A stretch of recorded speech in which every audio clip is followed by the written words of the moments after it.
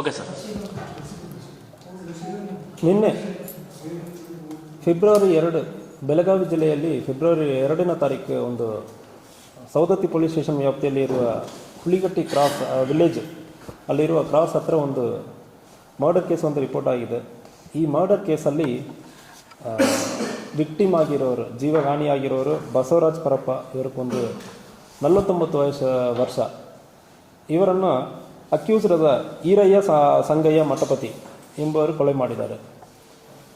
ಈ ಈರಯ್ಯ ಸಂಗಯ್ಯ ಮಠಪತಿ ಅವರ ತಾಯಿಗೂ ಮತ್ತು ಇವರಿಗೂ ಸ್ವಲ್ಪ ಅಕ್ರಮ ಸಂಬಂಧ ಇರುವುದು ಕಂಡುಬಂದಿದೆ. ಬಸವರಾಜಕ್ಕೂ ಈರಯ್ಯ ಸಂಗಯ್ಯ ಅವರ ತಾಯಿಗೂ ಸುಮಾರು 15 ವರ್ಷಕ್ಕೆ ಹಿಂದೆ ಇವರು ಊರಿನಿಂದ ಕರ್ಕೊಂಡೋಗಿ ಸ್ವಲ್ಪ ಮಹಾರಾಷ್ಟ್ರದಲ್ಲಿ ಇರುವ ಸಂದರ್ಭದಲ್ಲಿ ಅವರ ತಾಯಿಯನ್ನು ಮತ್ತೆ ಬಿಟ್ಟು ಕಳಿಸಿದ್ದಾರೆ. ಈ ವ್ಯಕ್ತಿ ಬಸವರಾಜ ವ್ಯಕ್ತಿ ಬಿಸಿಡೋಣಿ ಗ್ರಾಮದ ವ್ಯಕ್ತಿ. 15 ವರ್ಷ ಹಿಂದುಗಡೆ ಸಂಬಂಧ ಇತ್ತು ಮತ್ತು ಈರಯ್ಯ ಅವರ ತಾಯಿಯನ್ನು ಕರ್ಕೊಂಡು ಹೋಗಿರೋ ದ್ವೇಷ ಇತ್ತು. ಸೊ ಅದಾದಮೇಲೆ ಇತ್ತೀಚೆಗೆ ಈ ಬಸವರಾಜ್ ಬಿಸಿಡೋಣಿ ಗ್ರಾಮದಲ್ಲಿ ಮನೆ ಕಟ್ಟುವುದಕ್ಕೆ ಬರೋ ಸಂದರ್ಭದಲ್ಲಿ ಅವಾಗ ಸಣ್ಣಪುಟ್ಟ ಇಶ್ಯೂಸ್ ಆಗ್ತಾ ಇತ್ತು. ಮತ್ತು ಇವರು ಬಂದು ಇಂತಾಗ ಊರಲ್ಲಿ ಓಡಾಡ್ಕೊಂಡಿರೋ ಸಂದರ್ಭದಲ್ಲಿ ನಮಗೆ ಮರ್ಯಾದೆ ಕಮ್ಮಿ ಆಗ್ತದೆ ಅಂದರೆ ಹೇಳ್ಕೊಂಡು ಜಗಳ ತೆಗೆದಿರ್ತಾರೆ ಇದಕ್ಕೆ ಹಿಂದೆ. ಈ ಸಂದರ್ಭದಲ್ಲಿ ನಿನ್ನೆ ಅವರು ಬಿಸಿರೋಣಿ ಗ್ರಾಮದಿಂದ ಇಲ್ಲಿ ಹುಲಿಕಟ್ಟಿ ಕಡೆ ಬರೋ ಸಂದರ್ಭದಲ್ಲಿ ಫಾಲೋ ಮಾಡಿಕೊಂಡು ಬಂದು ಒಂದು ಚಾಕಿನಿಂದ ಬಸವರಾಜಕ್ಕೆ ತಲೆಗೆ, ಭುಜಕ್ಕೆ ಮತ್ತು ಬೆನ್ನಿಗೆ, ಹೊಟ್ಟೆಗೆಲ್ಲ ತುಂಬ ಗಂಭೀರವಾದ ಗಾಯವನ್ನು ಪಡಿಸಿರ್ತಾರೆ. ಅದೇ ರೀತಿಯಲ್ಲಿ ಇದನ್ನು ತಡೆಗಟ್ಟಿ ಮತ್ತು ಡಿಫೆನ್ಸಿವ್ ಇಂಜುರಿಯಾಗಿ ಈ ಈರಯ್ಯಕ್ಕೂ ಕೂಡ ಕೆಲವೊಂದು ಇಂಜುರೀಸ್ ಆಗಿದೆ. ಸೊ ಅದರಿಂದ ಈರಯ್ಯನು ಕೂಡ ಹಾಸ್ಪಿಟಲಲ್ಲಿ ಅಡ್ಮಿಟ್ ಆಗಿದ್ದಾನೆ. ಸೊ ಒನ್ಸ್ ಹಾಸ್ಪಿಟಲಿಂದ ಡಿಸ್ಚಾರ್ಜ್ ಆದಮೇಲೆ ತಕ್ಷಣ ಅದು ನಾವು ಪೊಲೀಸ್ ಕಸ್ಟಡಿಗೆ ತಗೊಳ್ತೀವಿ. ಈ ಸಂದರ್ಭದಲ್ಲಿ ಈ ಈರಯ್ಯ ಅವರ ತಮ್ಮ ಘಟನೆ ಆಗಿರುವ ಸ್ವಲ್ಪ ಟೈಮಲ್ಲಿ ಬೇರೆ ಕಡೆಯಿಂದ ಹುಬ್ಳಿಯಲ್ಲಿ ಅವನು ಕೆಲಸ ಮಾಡ್ತಾ ಇದ್ದಾನೆ. ಅವನು ಕೂಡ ಬಂದಿದ್ದ. ಸೊ ಇದು ಘಟನೆಯಲ್ಲಿ ಅವನ ಪಾತ್ರ ಇದೆ ಎಂಬುದರ ಬಗ್ಗೆ ವಿಚಾರಣೆ ನಡೀತಾ ಇದೆ. ಈ ಘಟನೆಯಲ್ಲಿ ಆ ಸ್ಥಳದಲ್ಲಿ ನೋಡಿರೋರು ಐ ವಿಟ್ನೆಸ್ ಅಲ್ಲಿ ವಿಚಾರಣೆ ಮಾಡುವ ಸಂದರ್ಭದಲ್ಲಿ ಇವರಿಬ್ಬರಕ್ಕೂ ಮಧ್ಯದಲ್ಲಿ ಒಡೆದಾಟ ಆಗಿರೋದು ಮತ್ತು ಚಾಕಿನಿಂದ ಹೊಡೆದಿರುವುದು ಕಂಡು ಬಂದಿದೆ. ಇವರನ್ನು ಸೆಕ್ಯೂರ್ ಮಾಡಿ ನಮ್ಮ ಕಸ್ಟಡಿಯಲ್ಲಿ ಇದ್ದಾರೆ. ಸ್ವಲ್ಪ ಹಾಸ್ಪಿಟಲಿಂದ ಡಿಸ್ಚಾರ್ಜ್ ಮಾಡಿ ಆದಮೇಲೆ ಇವರನ್ನು ನಾವು ಅರೆಸ್ಟ್ ಮಾಡ್ತೀವಿ.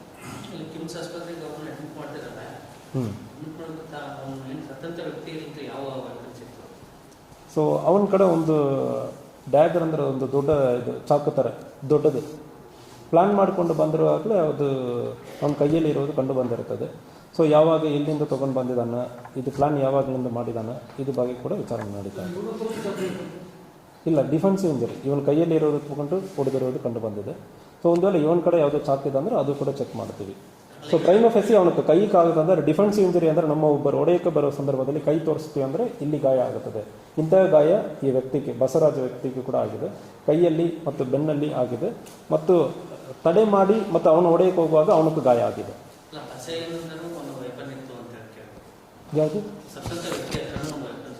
ಸೊ ಪ್ರೈಮ್ ಆಫೀಸಿ ಅದ್ರ ಬಗ್ಗೆ ನಮಗಿನ್ನೂ ಕಂಡು ಬಂದಿಲ್ಲ.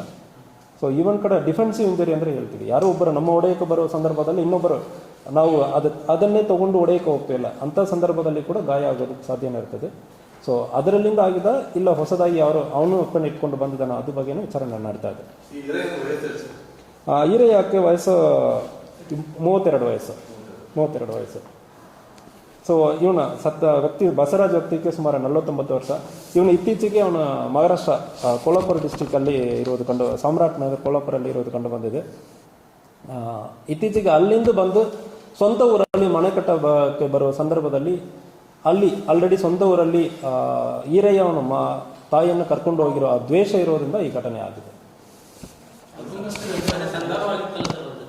ಯಾವುದು?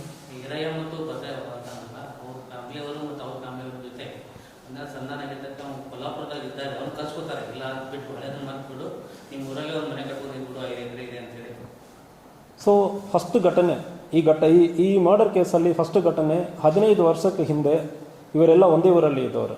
ಈರಯ್ಯ, ಬಸವರಾಜ್, ಈರಯ್ಯ ಅವರ ತಾಯಿ ಶಿವಬ ಅಂದರೆ ಹೆಸರು, ಸ್ವರ್ಣ ಅಂದರೆ ಕರೀತಾರೆ. ಸ್ವಲ್ಪ ಆವಾಗ ಒಂದು ಪರಿಚಯ ಆಗಿ ಅವರ ಜೊತೆಗೆ ಈರಯ್ಯ ಅವನ ತಾಯಿಯನ್ನು ಮಹಾರಾಷ್ಟ್ರ ಕೋಲಾಪುರ ಕಡೆ ಕರ್ಕೊಂಡೋಗಿ ಸ್ವಲ್ಪ ವಾಸ ಮಾಡಿ ಆದಮೇಲೆ ಬಿಟ್ಟಿದೆ ಇರೋದು ಕಂಡು ಬಂದಿರ್ತದೆ. ಅದಾದಮೇಲೆ ಇವರು ಬಂದು ಇಲ್ಲಿ ಹುಬ್ಳಿ ಎಲ್ಲ ವಾಸ ಇರ್ತಾರೆ.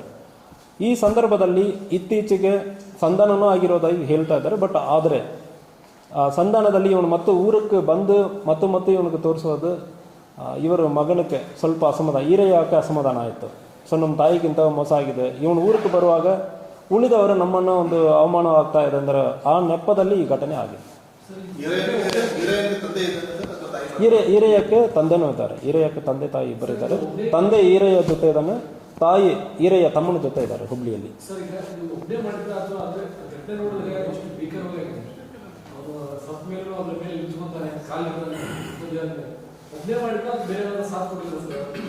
ಸೊ ಪ್ರೈಮ ಫೇಸಿ ನಮಗೆ ಐ ವಿಟ್ನೆಸ್ ಇವರೆಲ್ಲ ಹೇಳೋ ನೆಪದಲ್ಲಿ ಒಬ್ಬರು ಆಗಿರೋದಾಗಿ ಹೇಳ್ತಾ ಇದ್ದಾರೆ.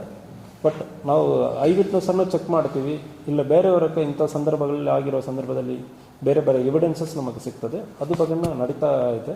ಬಟ್ ಐ ವಿಟ್ನೆಸ್ ಪ್ರಕಾರ ಒಬ್ಬರೇ ಆಗಿರೋದಾಗಿ ನಮಗೆ ತಿಳಿಸಿದ್ದಾರೆ.